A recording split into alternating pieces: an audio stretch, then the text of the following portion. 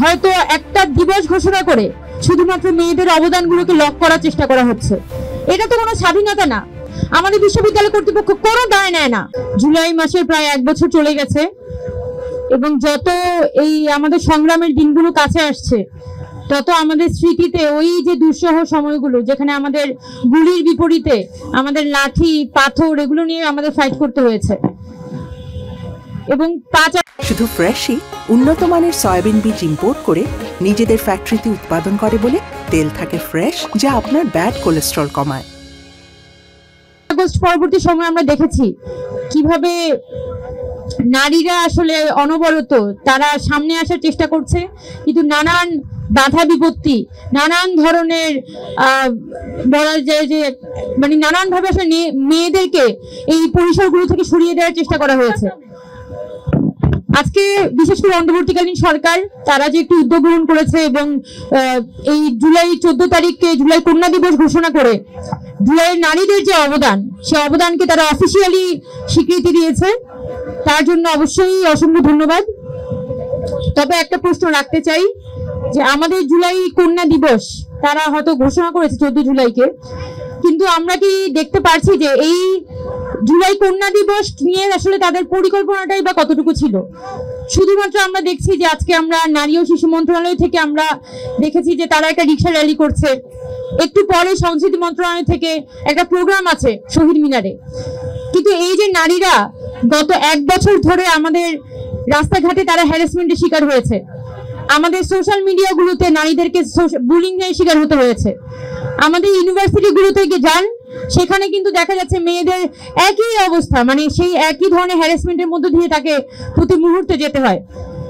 এবং যখনই আমরা কর্তৃপক্ষের কাছে যাই, যখনই সরকারের কাছে যাই, প্রশাসনের কাছে যাই, তখনই একই কথা থাকে যে আমাদের আসলে কিছু করার নেই, বা তুমি একটু সন্ধ্যা চলো।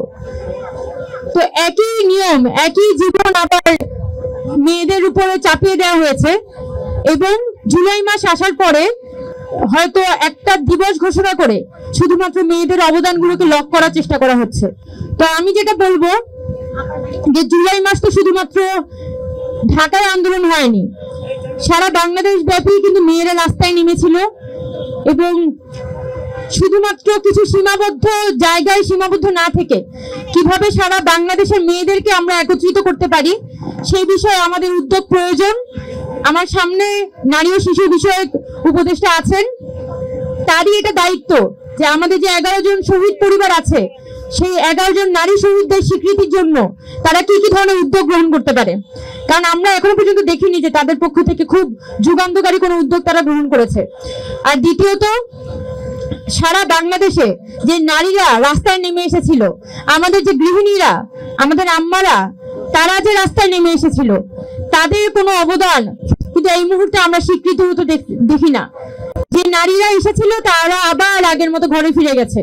তো আমি বিশেষ করে নারী ও শিশু বিষয়ক মন্ত্রণালয়কে অনুরোধ জানাবো যে আপনাদের হাতে যেহেতু সুযোগ আছে, আপনারা এই নারীদেরকে খুঁজে করুন, আমরাও আছি, আমরাও সাহায্য করব, কিন্তু সারা বাংলাদেশের মেয়েদেরকে পুনরায় রাজপথে আনতে এবং মেয়েদেরকে একজোট করতে আসলে বর্তমান যে সরকার, অন্তর্বর্তীকালীন সরকার, তাদের বিশেষ ধরনের সহযোগিতা আমাদের প্রয়োজন। এবং সর্বশেষ বলি যে শুধুমাত্র দিবসের মধ্যে বাধা থাকলে হবে না, আমাদের 5 আগস্ট পরবর্তী সময়ে এখনো পর্যন্ত আমাদের ঢাকা বিশ্ববিদ্যালয় বলি, জাহাঙ্গীরনগর বলি, আমাদের রাজশাহী বিশ্ববিদ্যালয় বলি, আমাদের হলের গেটগুলোতে 10টার পরে যদি একটা মেয়ে ঢুকে তাকে প্রচন্ড রকমের কটু কথা শুনতে হয়, যেন কোনো একটা অপরাধ করে ফেলেছে। এবং আজকে একটা দিনের জন্য শুধুমাত্র তাদেরকে বলা হচ্ছে যে তারা 12টা পর্যন্ত বাইরে, সারা রাত তারা বাইরে থাকতে পারবে। তো সারা বছর ইউনিভার্সিটি সেফ থাকে না, আর এই একদিনের জন্য শুধুমাত্র ইউনিভার্সিটি চারপাশ থেকে বন্ধ করে সেফ ঘোষণা করা হয়। এটা তো কোনো স্বাধীনতা না। একই সাথে আমাদের সোশ্যাল মিডিয়াতে আমাদের বিশ্ববিদ্যালয় কর্তৃপক্ষগুলোর দিকে বলবো, আমাদের বাংলাদেশ সরকারের কাছে বলবো, এই যে সোশ্যাল মিডিয়াতে ফেসবুকে, টুইটারে নানানভাবে যে মেয়েদেরকে হ্যারাসমেন্ট করা হয়, নানান ধরনের আজে বাজে কথা শোনানো হয়, 5 আগস্টের পরে আমি বিশ্বাস রাখি যে এখানে একটা মেয়েও নাই যার সাথে কোনো ধরনের সোশ্যাল মিডিয়ায় বুলিং হয় নাই। আপনারা কি বলতে পারবেন আপনাদের সাথে সোশ্যাল মিডিয়া বুলিং হয় নাই? হয়েছে? কিন্তু আমরা দেখতে পাই কি, যতবারই আমরা বলি যে আমাদের সাথে সোশ্যাল মিডিয়াতে বুলিং হচ্ছে, হ্যারাসমেন্ট হচ্ছে, ততবার দেখা যায় আমাদের কর্তৃপক্ষরা চুপ মেরে থাকে। আমাদের বিশ্ববিদ্যালয়গুলোতে যদি কোনো ফিমেল আমাদের ইউনিভার্সিটিতে গিয়ে বলেন, ইউনিভার্সিটি কর্তৃপক্ষের কাছে বলেন যে অমুক গ্রুপে আমার নামে একটা বাজে কথা লেখা হয়েছে, অমুক ছেলে আমার নামে পোস্ট করেছে, আমাদের বিশ্ববিদ্যালয় কর্তৃপক্ষ কোনো দায় নেয় না, শুধু বলে দেয় যে আচ্ছা আমরা দেখব, তুমি লিখিত দিয়ে যে আমরা দেখব, কিন্তু কোনো ধরনের ব্যবস্থা আমরা গ্রহণ হতে দেখি না। তো সেই একই পরিস্থিতির মধ্যে আমরা পুনরায় এন্টার করছি।